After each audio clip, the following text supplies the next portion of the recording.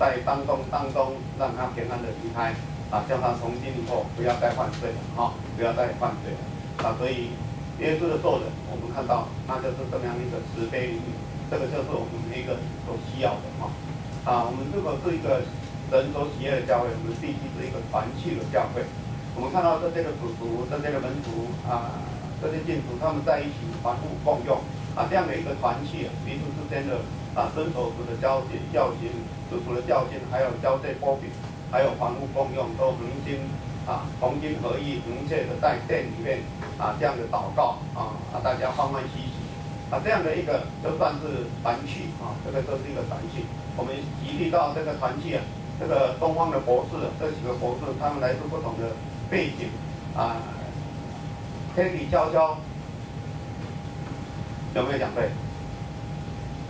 天理悄悄，我还没改过来啊。天理悄悄，从这个几天里外之远的地方，然后像日以继夜的大家生活在一起，这个当中免不了有人有什么状况，但是他们彼此勉励、彼此打气、彼此鼓励，他们能够准时来到耶稣的这个码头的旁边，献上最宝贵的黄金主要，还有这个黄金猪油我记哈，黄金乳浆没药准时的献上这样的一件人物，我们就说，这几个人就是一个团契啊，这就是一个团契，应该有的哈还有我们也看到这个众人呢，这个有一个摊子让4个人抬来耶稣的身边，然后碰到这个众人在那个地方也算是拥挤啊，这个不是身体碰身体的拥挤嘛，但是把全部的可以通的地方都把它给塞住了啊。这个时候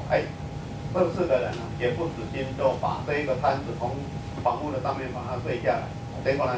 这个坠到耶稣的跟前来，把它带到耶稣的跟前来啊，这样就是一个团契，这就是一个团契哦。所以我们的团契不是要把自己来彰显我在这个团契里面的位置的什么的重要，是要把人带到耶稣的面前，把人带到耶稣的面前。我们也讲到说，相对的这2章6节有几个文士心里就议论了，这几个人好像很认真的在听到，但是他们看到耶稣这种灵敏的话，这种有权柄的话，这种赦罪，这种医治，他们心里却不高兴，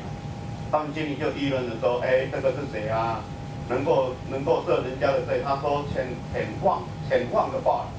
啊，但是耶稣在这个时候就告诉他说，人子就是有赦罪，在地上有罪的权柄，就告诉他，起来，拿你的褥子起来走，那个人就立刻起来了，所以我们就看到，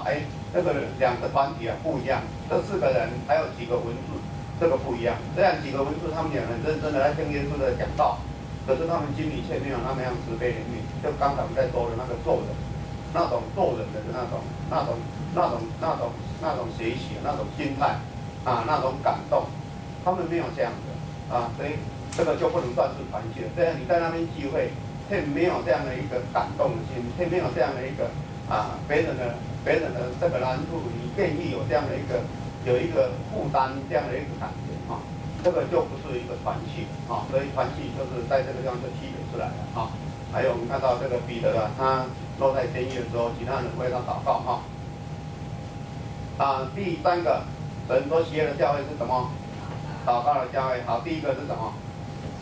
谁起的教会？第2个呢？团契的教会。第3个祷告的教会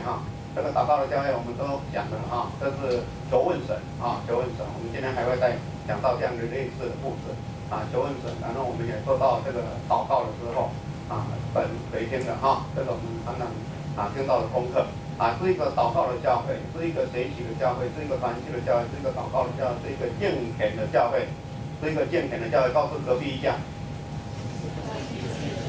是神所喜悦的教会一个敬虔的教会他们都是这个天天都在圣殿里面这个敬虔的，我们在这个地方上说到这个有一种敬畏这个敬畏不是随随便便的你看我来讲道的时候，我必须要把我的服装整理好我不敢这样的随随便便的讲道。我一般在讲道或是正式的场合我都是这样子这个很敬虔其实我刚开始在长荣大学也都是这样的，我觉得这个要跟学生上课在跟学生上课的时候，我都穿着这个，还有西装太热的时候，我先把西装穿进去教室，然后再把西装放在旁边，然后再这个领带还是从头到尾都把它拉得实实教了4年以后，开始改变方式我看人都比较喜欢我比较轻松一点。可是，在教会里面，我觉得我要有一种敬畏，有一种惧怕，一种就是不敢随便就是不敢随便所以我就穿了这样的一个服装你看到我处理的时候，应该是不会太离谱的所以